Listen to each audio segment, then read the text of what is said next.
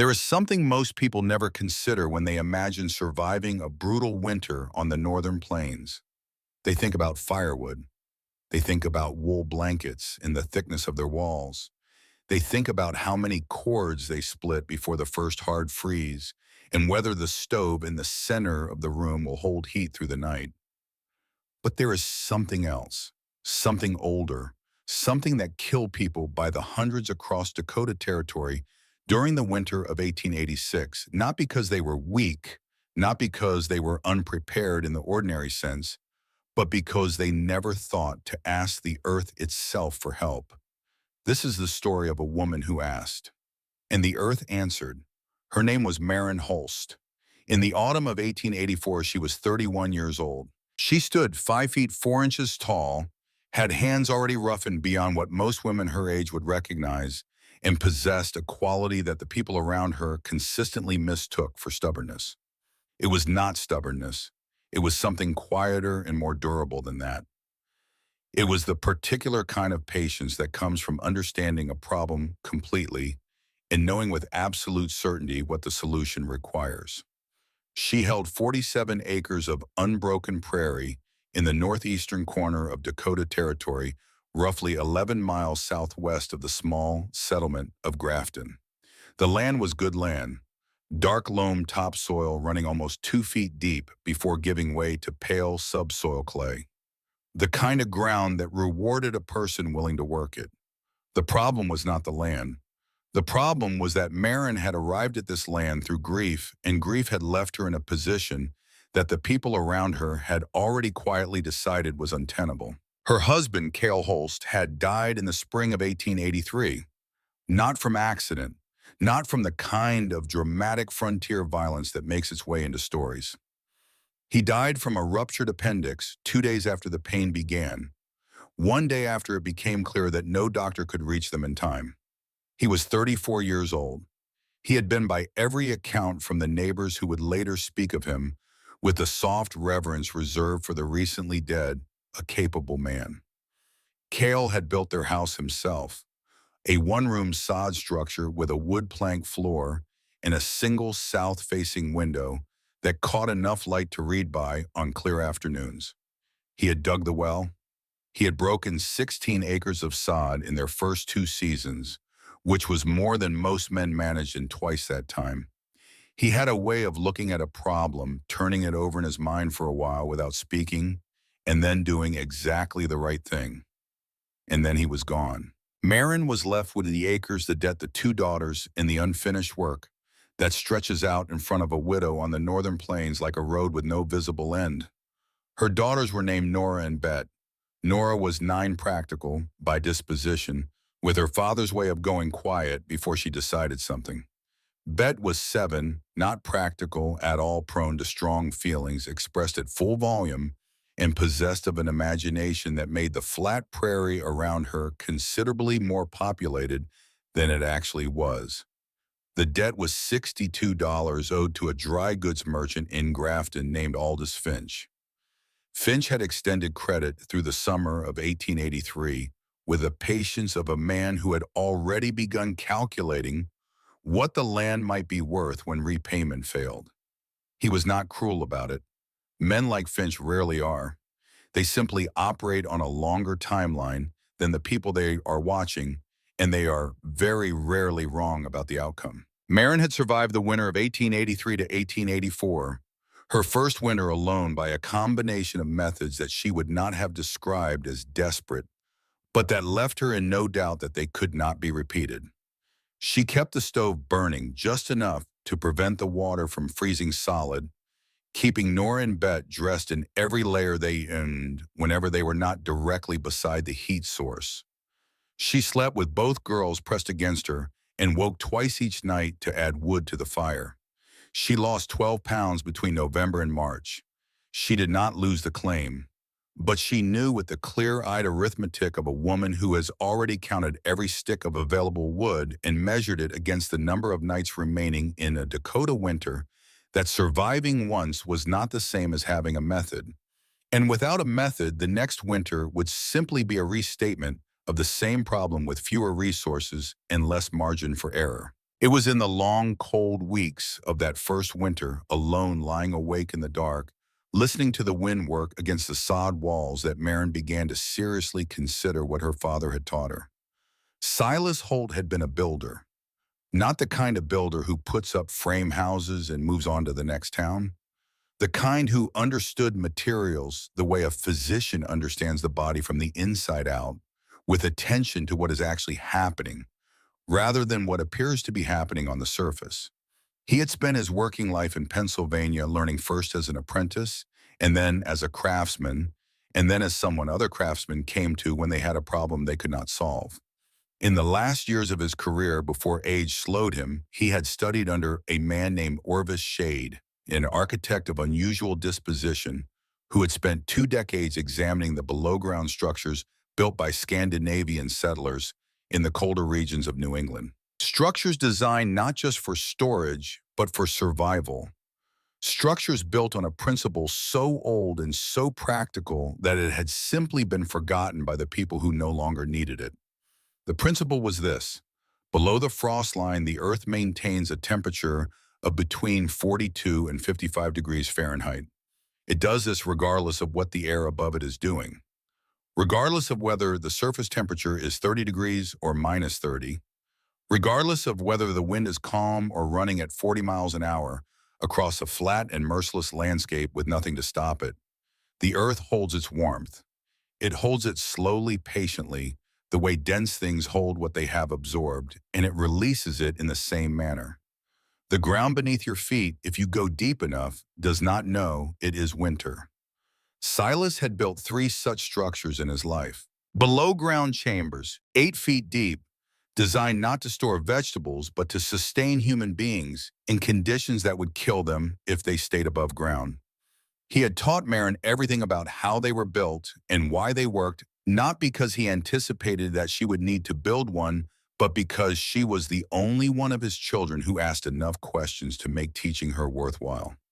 He had sat with her at the kitchen table outside of St. Paul in the summer of 1880 when she was 27 and he was 61 and still strong enough to draw the cross-section of the structure the way an engineer draws a bridge, with measurements, with notes in his careful hand, with small arrows indicating the direction of airflow and the movement of thermal mass through the earth.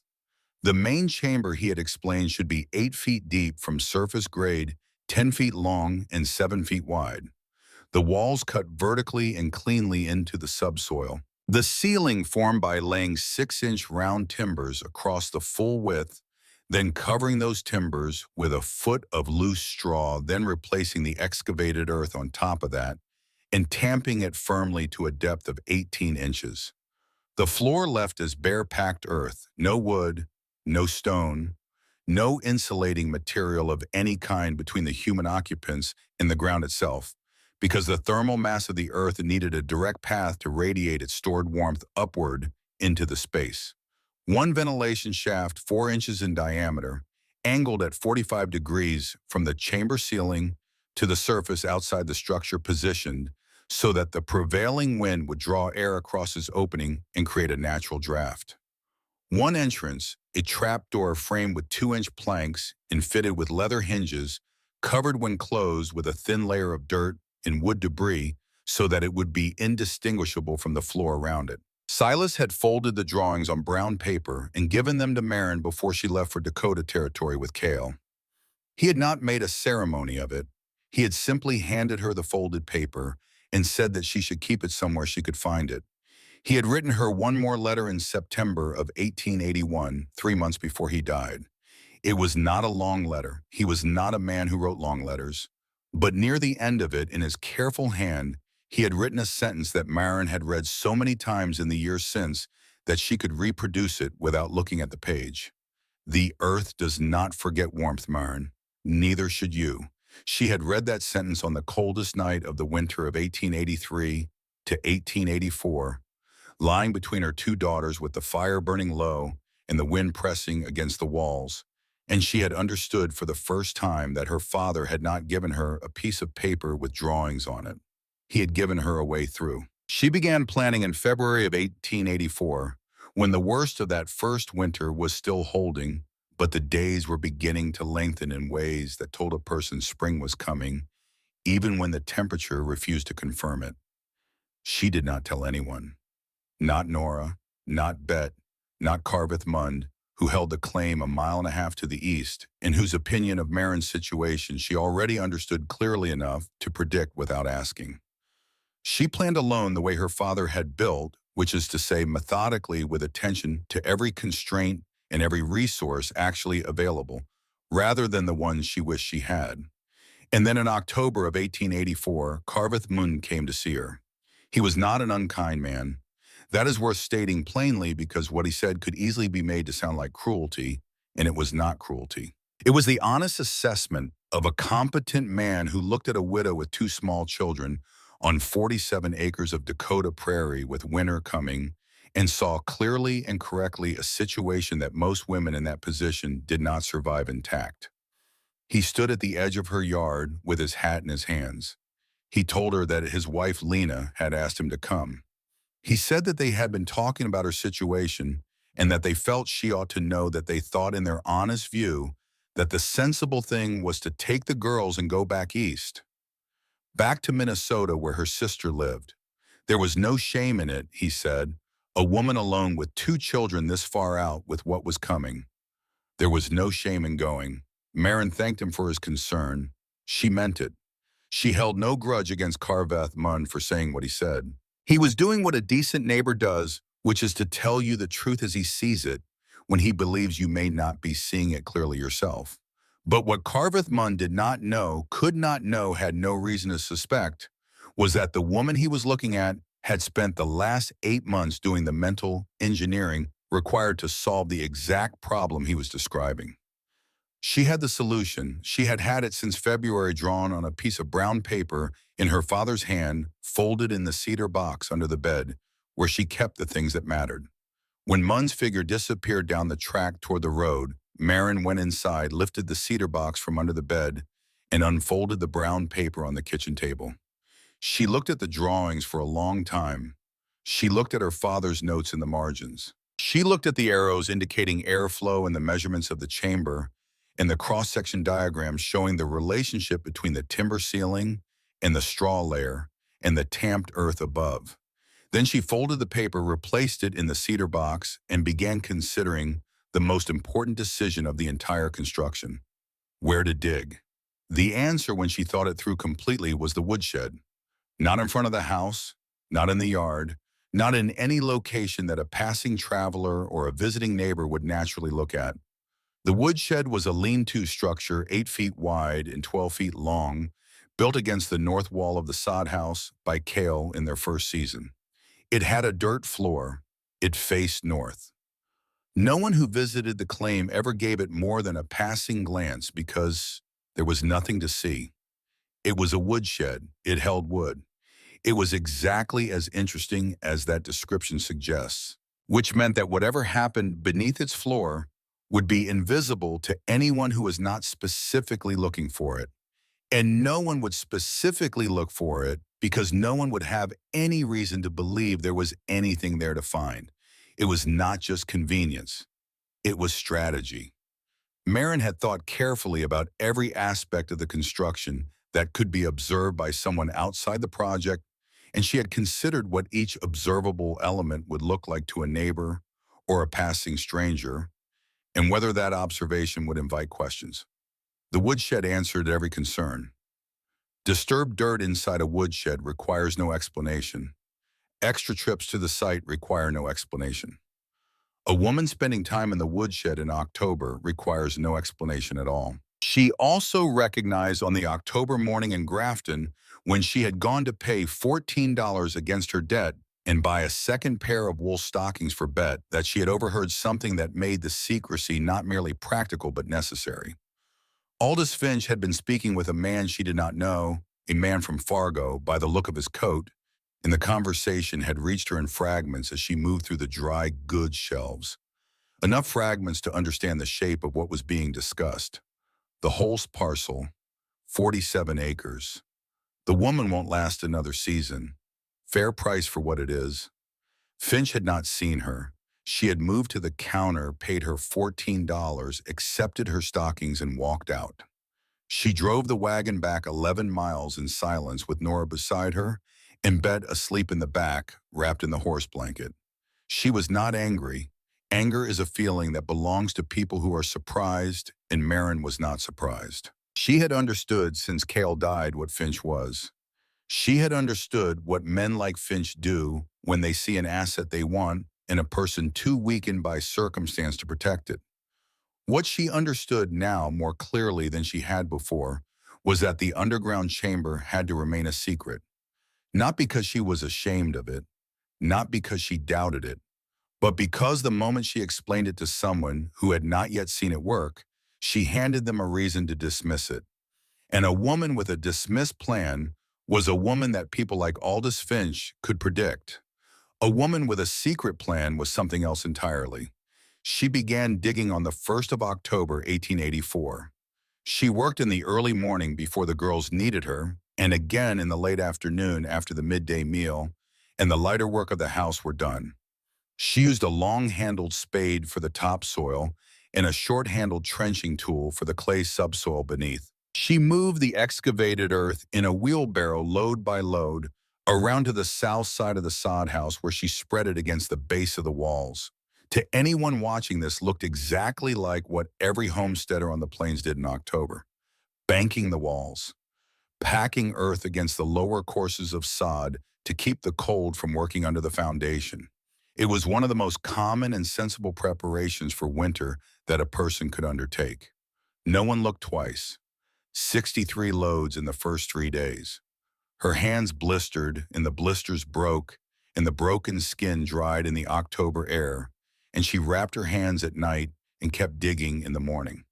She did not complain because there was no one to complain to, and because complaining about pain has never in the history of the world reduced the distance between where you are and where you need to be. The subsoil in that section of Dakota Territory is a dense pale clay mixed with fine gravel that holds its shape extremely well when cut cleanly, which was what Marin needed it to do. She cut the walls of the chamber vertically, pressing the flat of the spade against the exposed face to smooth the surface, and the walls held. They did not crumble. The earth was doing what her father had told her it would do, which was cooperate with a person who understood its structure. She reached the required depth of 8 feet on the 9th day. She stood at the bottom of the excavation and held the thermometer against the east wall of the chamber. It read 47 degrees Fahrenheit.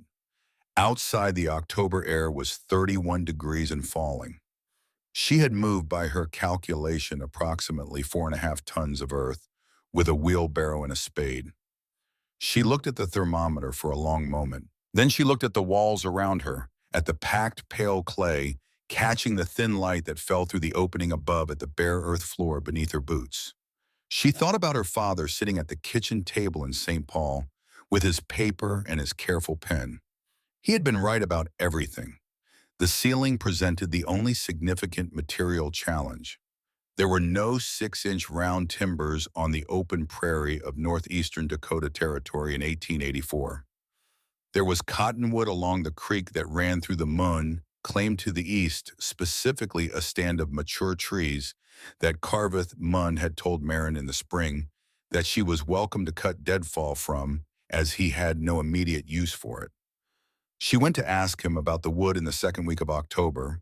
She told him she needed timber for repairing the floor of the house, which was true enough as far as it went. She had purchased 2x6 lumber in Grafton in August for the trapdoor frame, telling Finch at the counter that it was for floor repairs, which was also true enough.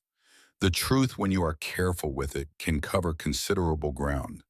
Munn told her to take what she needed. He offered her the use of his horse for hauling, because the stand was 1.5 miles from her claim, and that was a long pull for a milk cow. Marin thanked him and declined. She said that Bryn the cow was accustomed to the work and that she did not want to trouble him. What she did not say was that a borrowed horse meant a visible debt of gratitude, which meant a natural conversation upon return, which meant questions about how the repairs were going and what the timber looked like once it was in place. A milk cow pulling a sled drew no one's curiosity. It was simply a woman making do with what she had, which was exactly how Marin needed the entire project to appear for as long as it was still underground. She cut 7 cottonwood poles on a cold morning when the frost had made the creek bottom firm enough to work on without sinking.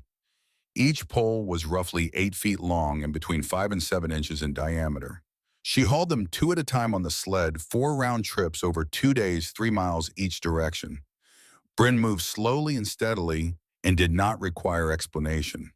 She laid the 7 poles across the width of the chamber on the 14th of October, setting them into notches she had cut into the subsoil walls at the correct depth so that each pole rested with its full surface against the earth and could not shift or roll.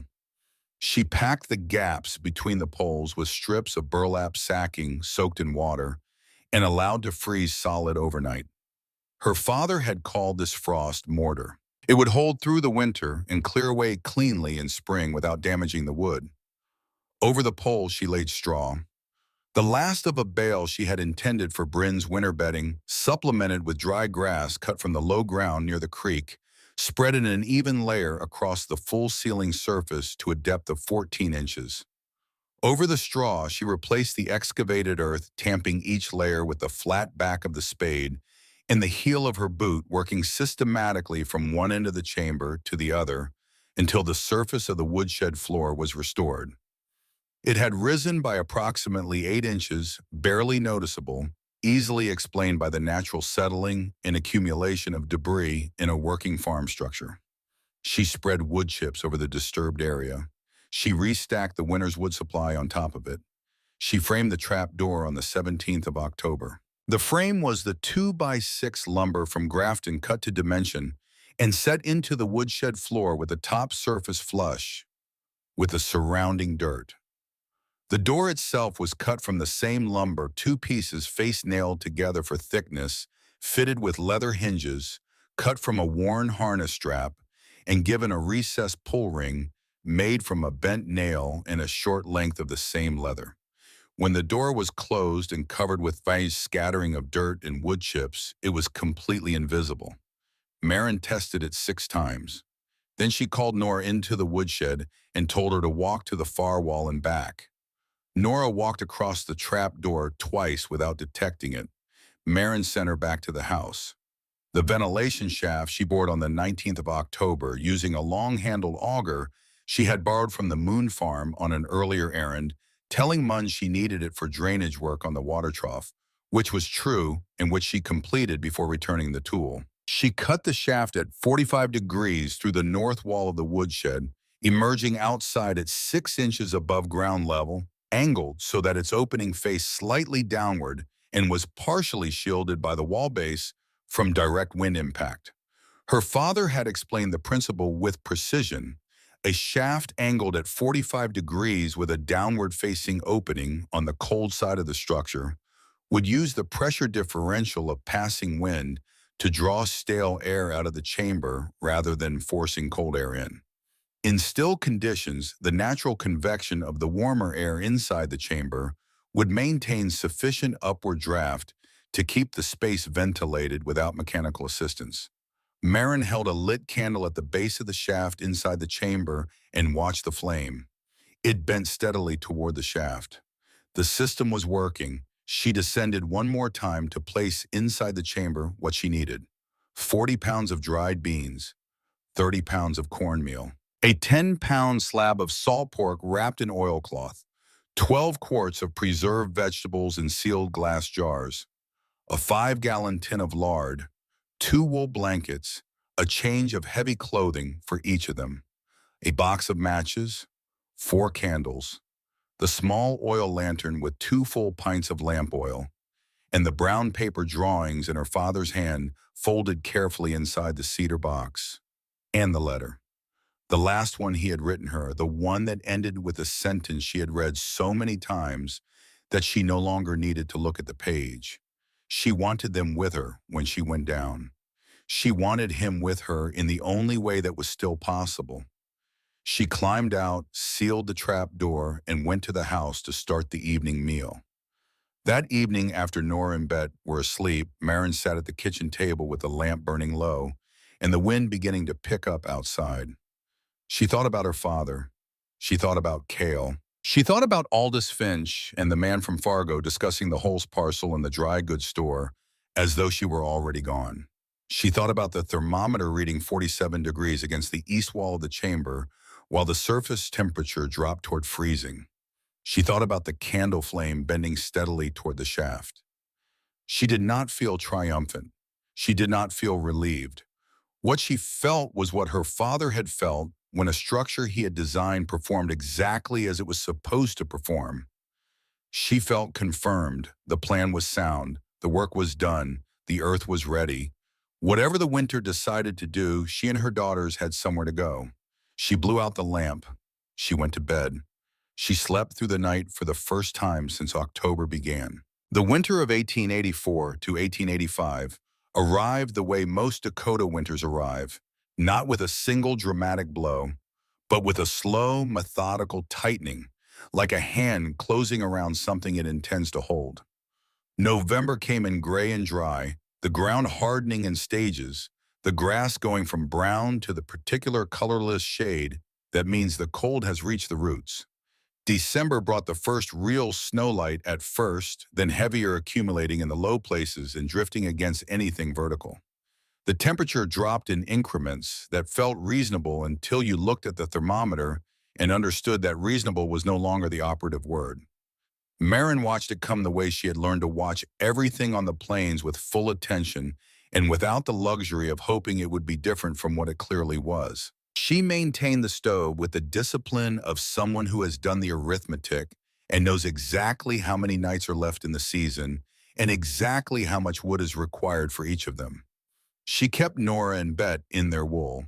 She checked the woodshed floor twice a week, pressing her boot against the trapdoor to confirm it was still sealed and solid and indistinguishable from the dirt around it.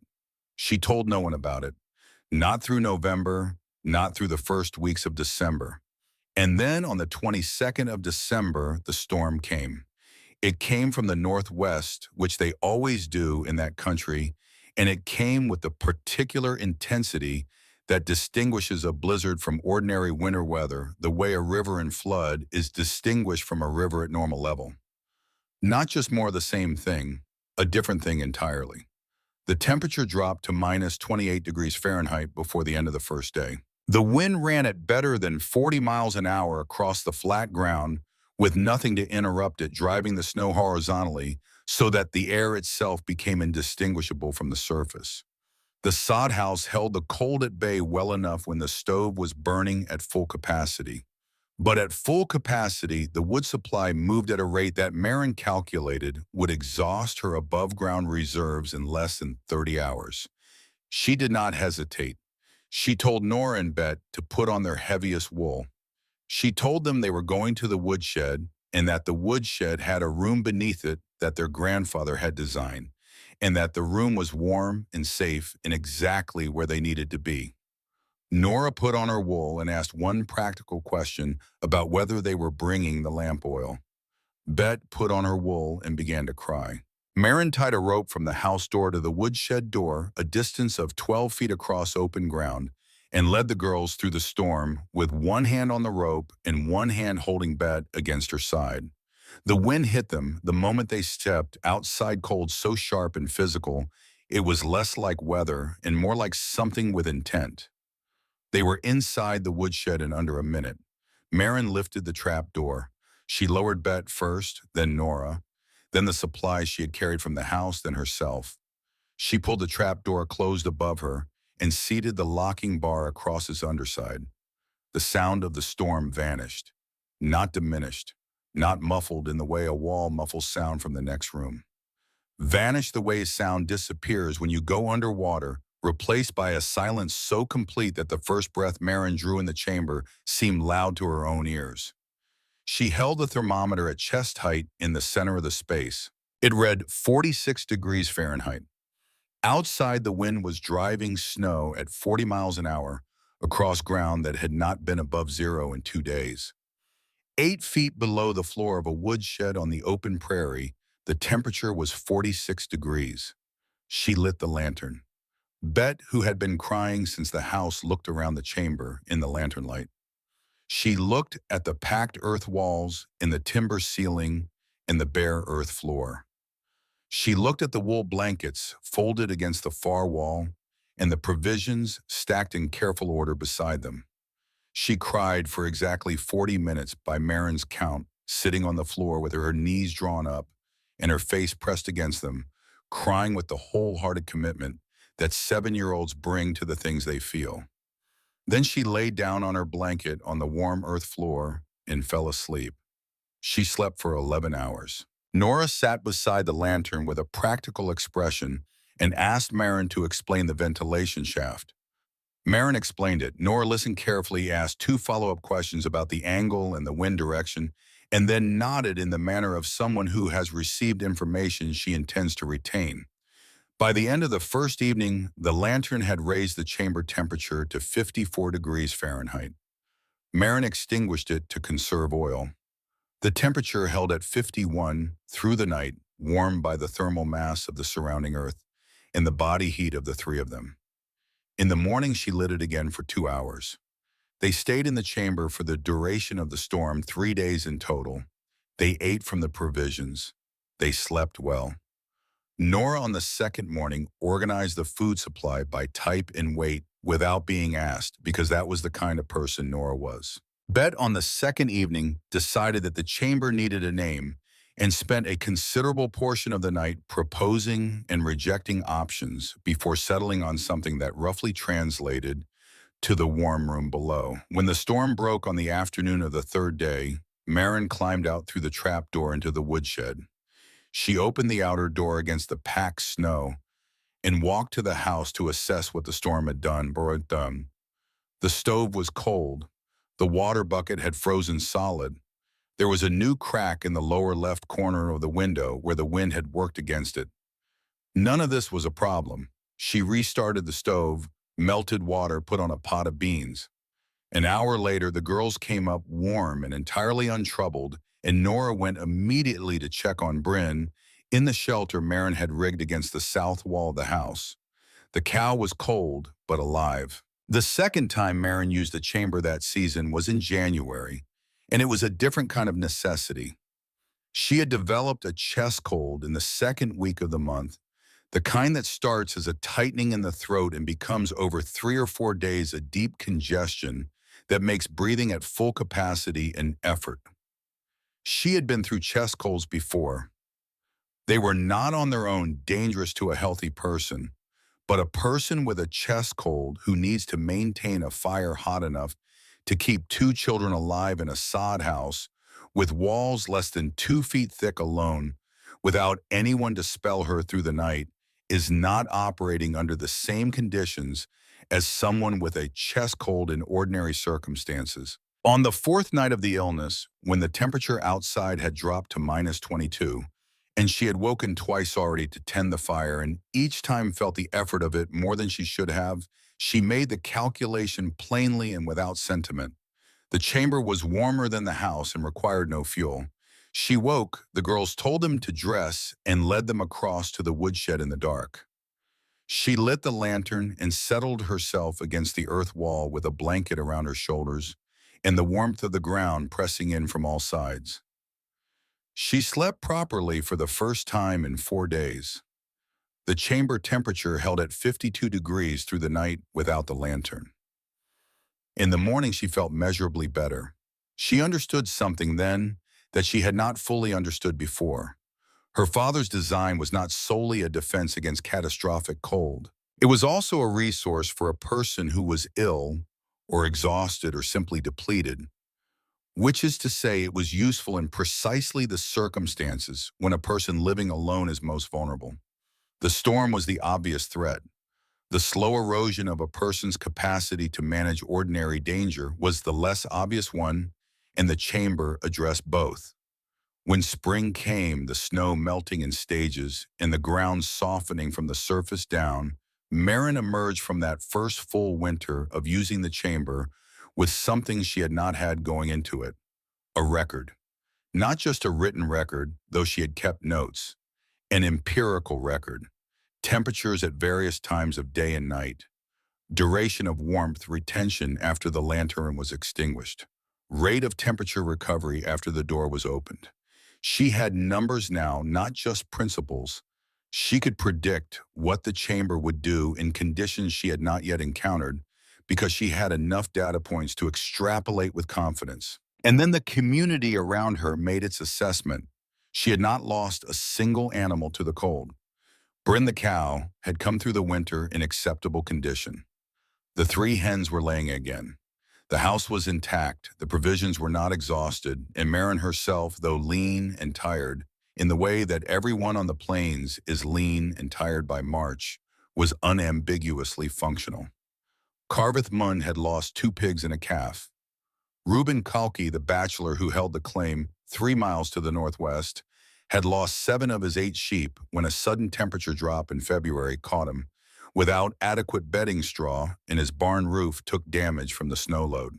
The Calloway family, who had arrived from Ohio the previous spring and built a small frame house with walls only 4 inches thick, had spent the last 6 weeks of winter at the Munn place after their stove cracked, and they burned through their remaining wood, trying to compensate with raw heat for what their walls could not provide.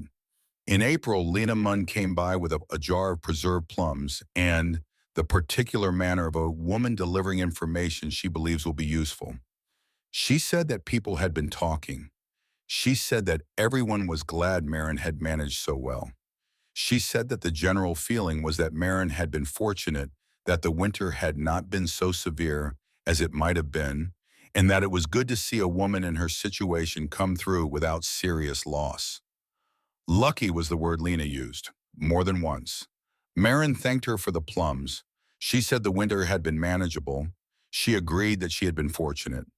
She said nothing else. That evening, after Nora and Betty were in bed, she sat at the kitchen table with the lamp turned low and the quiet of a spring night around her, and she wrote in the notebook where she had been recording the chamber's performance. They called it luck. Father called it geometry. She closed the notebook. She went to bed. She had understood something in that conversation with Lena Munn that she might not have understood as clearly if the winter had been harder or the losses more visible. The community's conclusion that she had been lucky was not merely wrong. It was useful. A woman who has been lucky is a woman whose situation requires no further examination. A woman who has been lucky does not have a method that challenges the assessment of people who believe she would fail. A woman who has been lucky is simply fortunate, and fortune is random, and random outcomes require no explanation and inspire no curiosity. She had not corrected Lena. She would not correct anyone. The concealment of the chamber was no longer solely about protecting a construction project from interference. It was about maintaining the single most valuable asset a person in her position could hold, which was the underestimation of everyone who had already decided what she was capable of. She let them keep the assumption. She went back to work. In the summer of 1885, she expanded the chamber. She dug a secondary alcove off the eastern wall of the main space 4 feet wide and 6 feet long, connected to the main chamber by a low arched opening that required an adult to duck slightly to pass through. The floor of the alcove she covered with a 6-inch layer of clean sand over bare earth. She built a low wooden manger against the far wall from scraps of lumber left from the trapdoor construction. This was the space for small livestock, specifically for the 3 hens, whose body heat, her father's notes had indicated, could raise the chamber temperature by as much as 15 degrees under the right conditions. She built a hinged crate for them that could be lowered through the trapdoor. She added a second ventilation shaft in the alcove mirroring the angle and construction of the first, and cut a second smaller trapdoor in the woodshed floor directly above the alcove opening. And then she built what her father had called the flywheel of heat. Along the western wall of the main chamber, she placed 47 river stones, each weighing between 8 and 20 pounds, collected over 3 separate wagon trips to the creek bed on the Munn claim. She arranged them in an interlocking pattern, building a stack roughly 4 feet high and 3 feet deep, leaving 2 feet of working space between the stone mass and the center of the chamber. Silas Holt had understood something about dense stone that most people of his era had not thought to articulate. Stone, particularly the dense sedimentary stone that lines creek beds in that part of the country, absorbs heat slowly and releases it even more slowly. A mass of stone maintained at ground temperature 4 months will continue to radiate that stored thermal energy for hours after the air temperature around it has dropped. If you add external heat from a lantern burning for 2 or 3 hours before the space is occupied, the stone wall will hold and release that warmth for the following 12 to 18 hours with no additional fuel required. Marin tested it on a cold October morning in 1885. She lit the lantern in the chamber and let it burn for 2 hours. Then she extinguished it, sealed the trap door, and went back to the house. She cooked a meal, did the mending read to Bet from the primer, and checked on Bryn. 12 hours after she had sealed the chamber, she returned to the woodshed, lifted the trap door, and descended. The thermometer at chest height read 51 degrees Fahrenheit. Outside, it was 14 degrees above zero and falling. She stood in the chamber for a moment, feeling the warmth that the stone wall was still releasing into the space 12 hours after the last flame had burned in it. She thought about her father sitting at the kitchen table in St. Paul with his pen in his brown paper and his careful arrows indicating the movement of thermal energy through materials that most people had never thought to consider as heat storage. He had known. He had known all of it. She climbed back up. She went inside and started cooking supper. She was not given to ceremony about these moments. She confirmed that the test had worked. She recorded the numbers in her notebook, and she moved on to the next thing that needed doing. It was August of 1885 when Aldous Finch sent the letter. It arrived on a Tuesday, delivered by the postal rider who came through the area twice a month. It was written in Finch's precise commercial hand on his business stationery. It informed Marin that given the outstanding balance of $48 on her account, he was invoking the clause in their original credit agreement that permitted the creditor to demand full repayment in cases of materially deteriorating debtor circumstances, and that he expected the full balance within 30 days. Marin read the letter twice. Then she went to the cedar box and retrieved the original credit agreement, which she had kept since the summer of 1883. She read the relevant clause carefully. Then she hitched Bryn to the wagon and drove the 11 miles to Grafton. Finch was behind his counter when she came in. He greeted her with the careful neutrality of a man who has sent a letter he knows the recipient has received. Marin placed $14 on the counter. She placed the original credit agreement beside it, open to the relevant clause with the specific language underlined in pencil. She explained in the even tone of someone who has read a document more carefully than the person who wrote it that the clause permitted demand of full repayment only in cases where the debtor's circumstances had materially deteriorated since the date of the original agreement. She then indicated calmly and with specificity that her circumstances had not deteriorated. She had made every scheduled payment. She had not lost property. She had not reduced her livestock. She had not abandoned or diminished the claim in any measurable way. She told him she was making her scheduled payment of $14 as agreed. She told him she would continue to make scheduled payments as agreed. She told him that if he wished to dispute her reading of the clause, he was welcome to engage a lawyer in Fargo, and that she was confident in her position. Finch looked at the contract. He looked at the $14. He looked at Marin. He picked up the money. Marin folded the credit agreement and put it back in her coat pocket. She said good day. She walked out of the store and climbed back onto the wagon and drove 11 miles home in the October afternoon with the dry grass moving in the wind on both sides of the road. She had read the contract in the summer of 1883, the day Finch had written it, and she had understood the clause then. She had known for 2 years that he might try to use it. She had kept the original agreement in the cedar box beside her father's drawings for exactly this reason.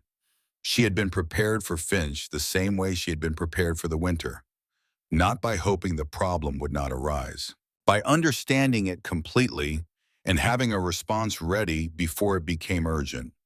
The autumn of 1886 arrived with a quality that Marin noticed before she could have explained what she was noticing. The squirrels were caching food with an intensity she had not seen in 2 previous autumns on the claim. The muskrats along the creek had built their lodges unusually thick and high. The birds that usually migrated in early October were gone by the third week of September, 2 full weeks ahead of schedule. She wrote these observations down without drawing explicit conclusions. She had learned from her father that the value of observation lies in accumulation, not interpretation. You write down what you see. You let the pattern speak when it is ready. The ground froze hard in the first week of November, 3 weeks earlier than she had recorded in either of the previous 2 autumns. The first snowfall of November came on the 13th and left a crust that did not melt. The pattern had spoken. Marin moved an additional 30 pounds of dried provisions into the chamber. She refilled the lamp oil tin to capacity. She added one more stone to the thermal wall, a flat piece of dark shale she had found at the creek bed, wedging it carefully into the top tier of the existing mass of 47 stones to add further thermal weight to the system. She re-examined every joint in the ceiling, timbers replacing 2 sections of frost mortar that had cracked slightly over the summer, with fresh packed clay that she mixed in a tin bucket and pressed into the joints with her hands until it was solid. She moved the hen's laying crate into the alcove permanently. She checked both ventilation shafts with a lit candle. Both drew steadily. Both were clear. She said nothing about any of this to anyone. There was nothing to say that would not require more explanation than she was prepared to offer. The winter would make the argument better than she ever could. On the 17th of November 1886, the first storm of the season arrived. The temperature dropped from a marginal 20 degrees above zero to -15 within 6 hours. The wind came steady out of the northwest at between 25 and 35 miles an hour. Marin kept herself and the girls in the house for the first day, managing the wood supply with practiced care. On the second morning, when the temperature inside the house at mid-morning was 38 degrees, despite the stove running at capacity, she looked at the wood remaining and did the calculation. She told Nora to put on her wool, both layers. She tied the rope from the house door to the woodshed door. She led them across. She lowered them through the trap door. She lit the lantern. She pulled the trap door closed above her and seated the bar. The storm above them continued for another 2 days. The temperature inside the chamber held between 50 and 57 degrees throughout. They ate. They slept. They were warm. And Marin, lying on the bare earth floor on the third night with Bet asleep against her side and Nora breathing steadily in the dark, understood with a certainty that went beyond arithmetic that the winter she had been preparing for since February of 1884 had not yet arrived. This storm was not what was coming. This was the beginning of what was coming. Whatever came next, they had somewhere to go. The winter of 1886 to 1887 did not announce itself with a single catastrophic event. It arrived the way a siege arrives, not with one overwhelming assault, but with a methodical, relentless pressure that wore at everything it touched until the things that had seemed solid began to give way. The storms came in sequence through December, each one lasting between 2 and 4 days, with intervals between them of barely 48 hours.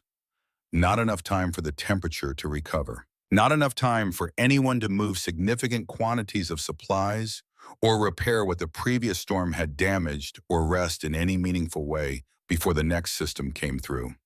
The ground, already frozen hard since early November, drove the cold deeper with each successive freeze. The drifts from the first storms became the base layer for the next building in stages until the fences that marked the boundaries between claims were buried to their top rails, and the landscape became a single unbroken white surface with no reference points visible in any direction. Marin watched it build. She kept her records. She managed the wood supply with the same careful arithmetic she had practiced for 3 winters by now, and she moved the girls into the chamber twice in December, for periods of between 1 and 3 days, and each time the chamber performed exactly as it had before. The thermal wall held its temperature. The ventilation drew steadily. The earth surrounding the space maintained its 47 degrees regardless of what the air above was doing. She was not frightened. She was watchful, which is a different thing.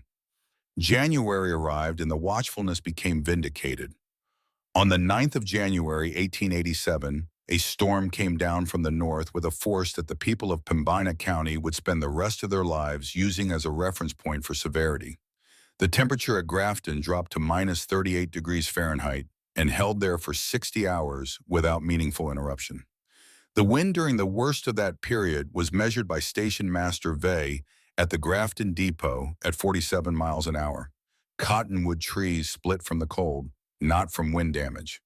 From the cold itself, the moisture in the wood expanding as it froze until the pressure exceeded what the grain could hold, and the trunks cracked with reports like rifle shots that carried across the flat ground in the stillness between gusts. Inside the sod house, the ink in Marin's pen froze solid in its inkwell, on the table beside the stove. Not on the far side of the room, on the table beside the stove. She noted this with the same quality of attention she gave to everything, filed it alongside the other data points she was accumulating about what this particular storm was doing, and added another piece of wood to the fire. 11 miles away in Grafton, a man was found frozen on the road between the depot and the edge of town. 2 miles. He had apparently decided that 2 miles was a manageable distance in those conditions, and had been wrong about that in a way that could not be corrected afterward. On the night of the 9th, the north wall of the mooned woodshed buckled.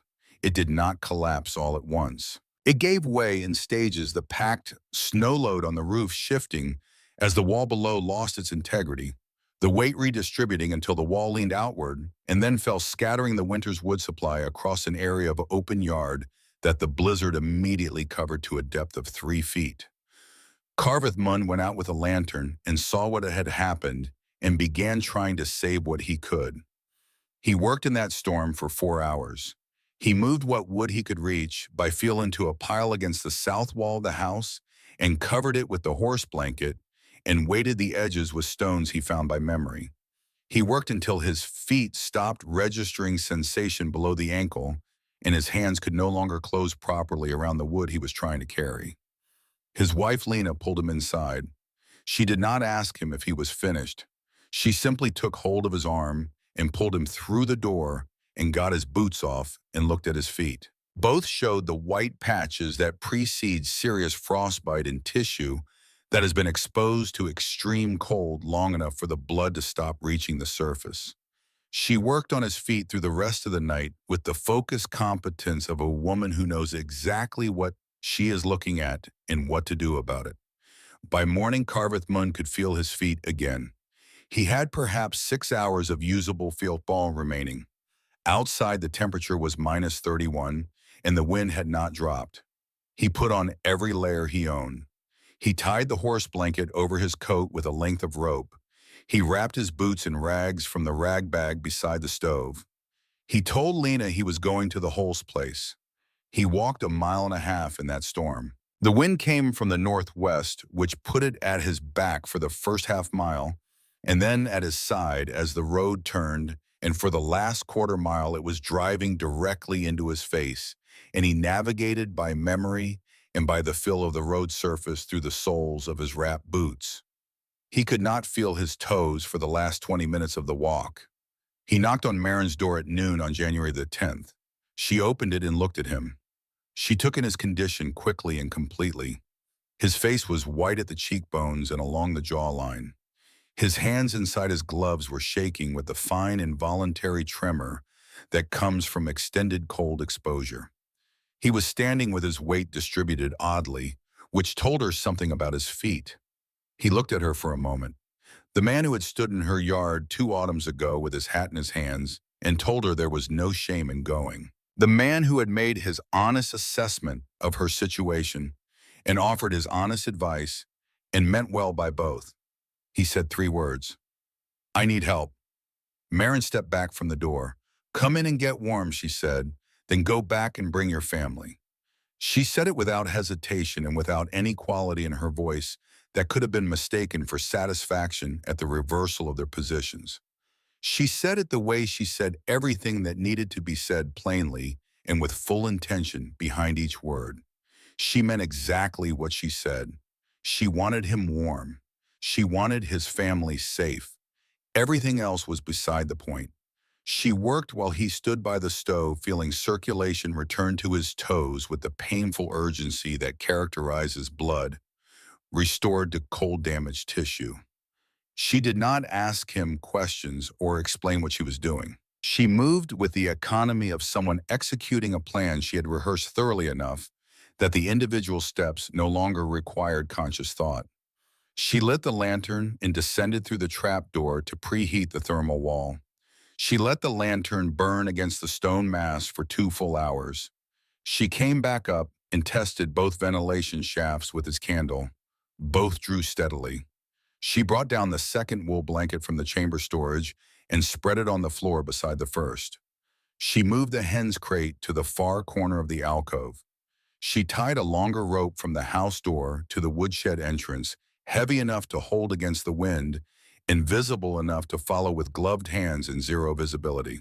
When the Munn family arrived 2 hours later, all 6 of them, Carveth and Lena, and their 4 children ranging in age from 5 to 14, they had made the mile-and-a-half journey at the pace of a family moving through a blizzard with children, which is to say slowly and with the particular focused silence of people who are concentrating entirely on the next step. Marin was waiting at the woodshed entrance with the door open.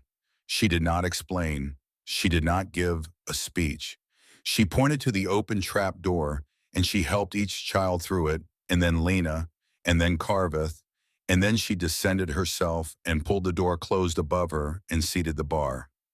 Lena Munn stood in the chamber in the lantern light and did not speak for almost a full minute. She had come in from 3 hours of travel in minus 30-degree cold, the last portion conducted at child pace into a wind that had stripped the warmth from every exposed surface the moment it made contact. She had been managing her fear for those 3 hours with the controlled competence that the situation required, keeping her voice steady for the children, keeping the pace steady, keeping her hand on the youngest one's shoulder. She had been cold in the way that goes past discomfort into something more systemic, the kind of cold that makes you aware of your body's edges in a way that ordinary cold does not. And then she had descended 8 feet into the earth, and the warmth had closed around her. Not the aggressive warmth of a stove in a small room, something steadier than that, something that came from all sides at once, from the walls and the floor, and the air itself, the accumulated thermal energy of an earth that had been holding its temperature since long before any of them were born. She turned to Marin, who had come down last and was checking the locking bar on the trap door. "How long have you had this?" she asked. "Since October of 1884, Marin said. Lena looked at her. "2 winters, she said. Marin confirmed it. Lena did not say anything else for a while. She helped settle the children. She took the blanket Marin offered and wrapped the youngest 2 in it. She looked at the thermal wall, the stacked river stones radiating their slow and patient warmth into the space, and she looked at the timber ceiling and the packed earth above it and the ventilation shaft drawing steadily in the darkness beyond the lantern's reach. She did not call it luck this time. The 10 of them occupied the chamber for 72 hours. The lantern burned in shifts, 2 hours on and 4 hours off to conserve oil. The temperature in the main chamber during the first night held at 48 degrees.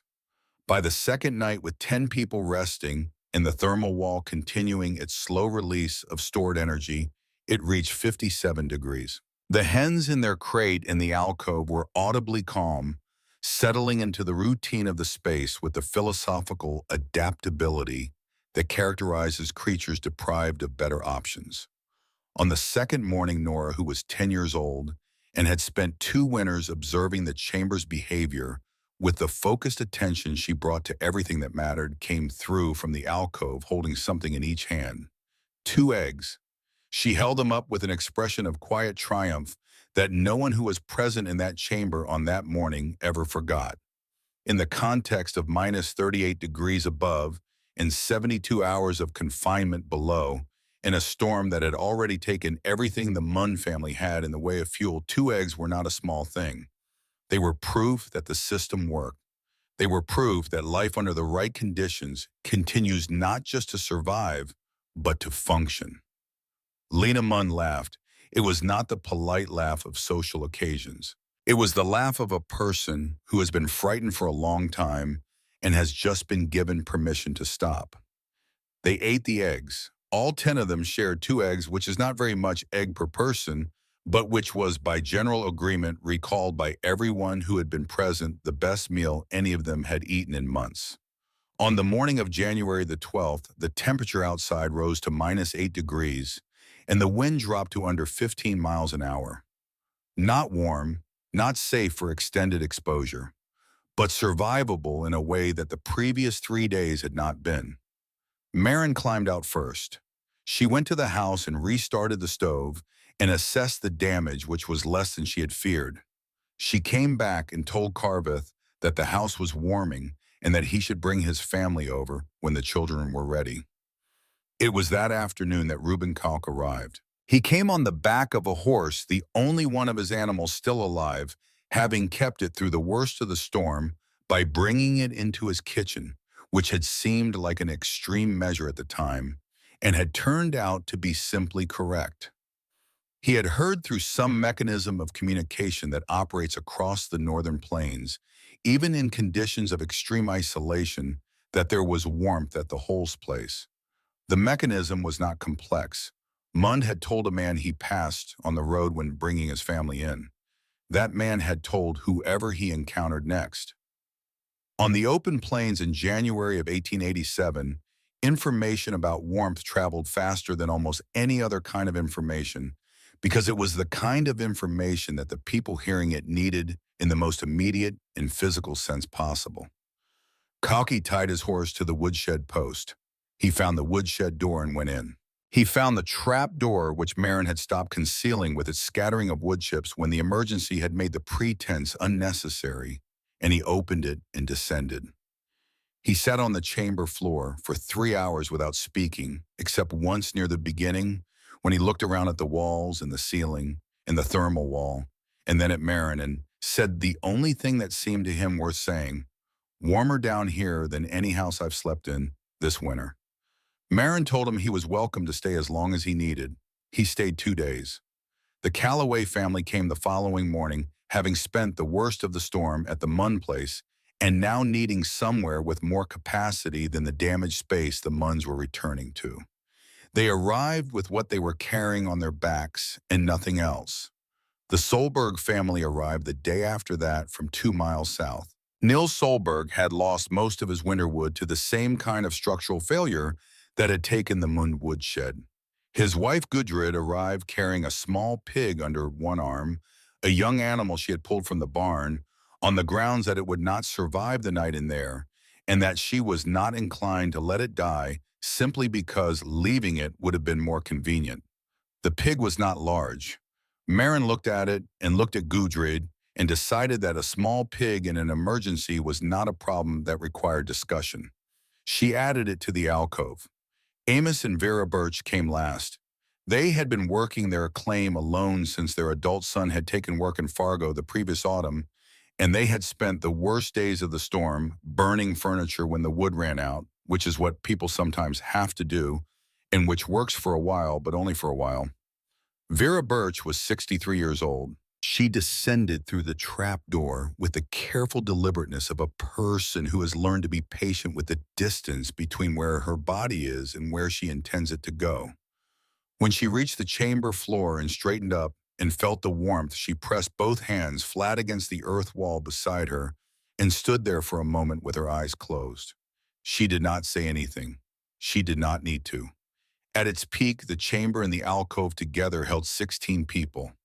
1 dog, 4 hens, 1 small pig. The temperature in the main chamber was 16 people, and the accumulated warmth of the thermal wall and the lantern burning in its shifts reached 61 degrees Fahrenheit on the second evening of full occupancy. 61 degrees, 8 feet below the floor of a woodshed on the open prairie of northeastern Dakota Territory.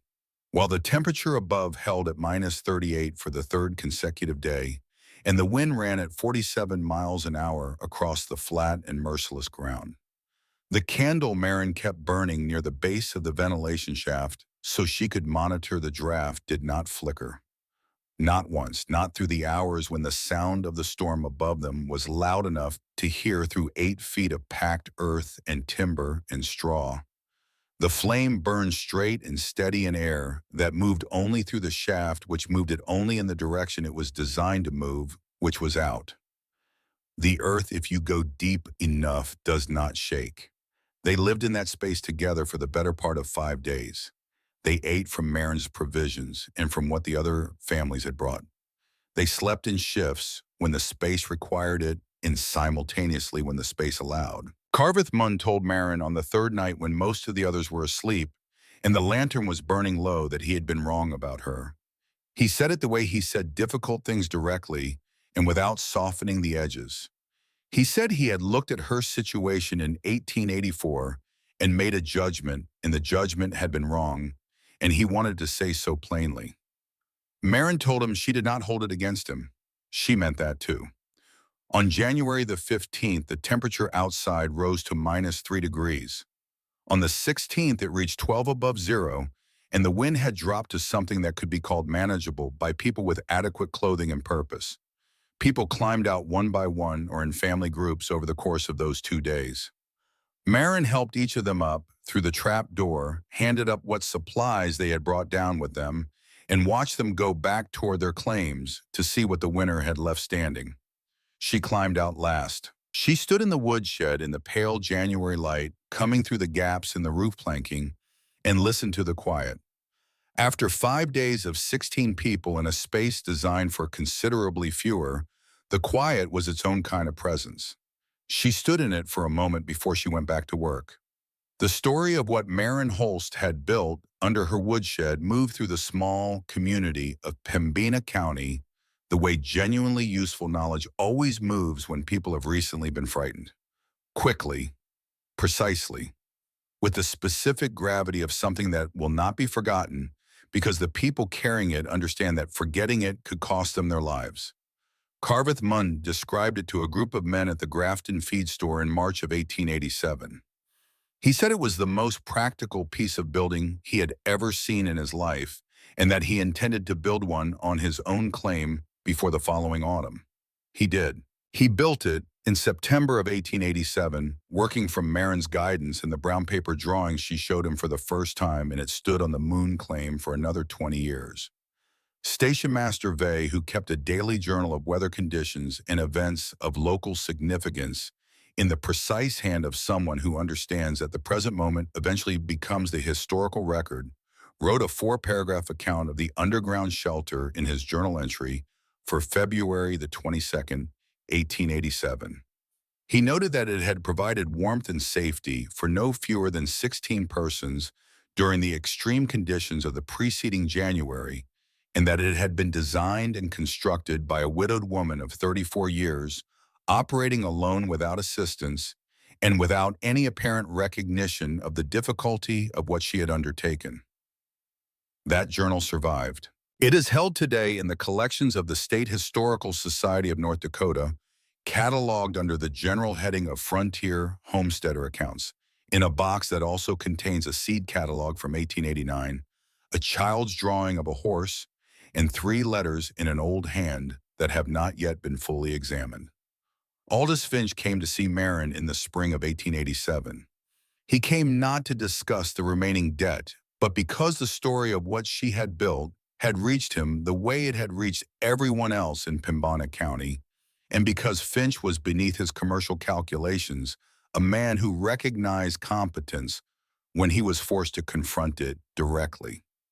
He had spent the months since January watching the Holst claim remain intact, while other parcels around it showed the damage of the winter terror, and the picture he had been carrying of Marin Holst, the picture of a woman whose land was simply a matter of time, had stopped matching what he was seeing.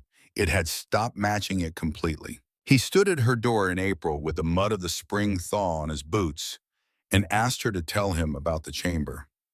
She did. She showed him the brown paper drawings and the cross-section diagram and the notes in her father's hand. She showed him the trap door and the ventilation shaft and the thermal wall, and she watched him examine the river stones stacked along the western wall with the expression of a man reassessing an arithmetic he had been confident about and gotten entirely wrong. When they were back outside in the April light, Finch told her that he had underestimated her. He said it directly without the softening language that people sometimes use when admitting to something they would rather not admit to. Marin looked at him for a moment. Most people did, she said. She said it without bitterness and without triumph. Simply as a fact, which is what it was. She was not interested in making Finch feel the weight of his underestimation. She paid him the remaining $48 that same month from the sum Carveth Mund had given her for the design work on his chamber, combined with the proceeds from 2 calves she had raised from Bryn over the preceding year. The debt was cleared. The claim was hers. Neither fact required commentary. Nora Holst learned everything her mother knew about the construction and operation of below-ground shelters. She learned it the way she learned most things, by asking questions and recording the answers and asking the follow-up questions that arise when you have actually understood the first answers rather than simply memorize them. Before her marriage in 1897, when she was 22 years old, she had taught the method to 2 other women in the community, walking them through the calculations and the construction decisions with the same methodical patience her mother had brought to the original project. Betta Holst, who had cried for 40 minutes on the first night she ever spent in the chamber, and then slept for 11 hours on the warm earth floor, became a school teacher in the town of Park River, 30 miles to the west. She taught for many years. She was, by the accounts of the people who sat in her classroom, a teacher who understood that the purpose of a lesson is not the information it contains, but the habit of mind it builds in the person receiving it. On particularly cold January days, when the temperature outside the schoolroom window made the glass fog at the edges and the children came in from recess red-faced and blowing on their hands, she sometimes told them the story of the winter. Her mother kept 16 people warm underground, while the temperature above held at -38 for 3 days. She always ended the story the same way. Not with the numbers, though the numbers were real. Not with the engineering, though the engineering was sound. With a single image that she said had stayed with her for as long as she could remember, and that she suspected would stay with her until she could remember nothing at all. An oil lantern burning in an 8-foot chamber beneath a forgotten woodshed on the northern plains. 16 people around it pressed close in the warmth that the earth had been holding since long before any of them had arrived to ask for it. The sound of the storm above working at the surface the way storms do, with force and persistence, and the absolute indifference of things that do not know they are being endured. And the flame, burning straight and steady in the still air of the chamber. Not flickering, not once, not even when the worst of it came through. Because the earth, if you are willing to go deep enough, does not shake. And a woman who knows that, and who builds accordingly, and who does her work in silence, and lets the results speak when the time comes, does not need permission from the cold to survive it. She needs only the knowledge and the patience to use it, and the willingness to dig.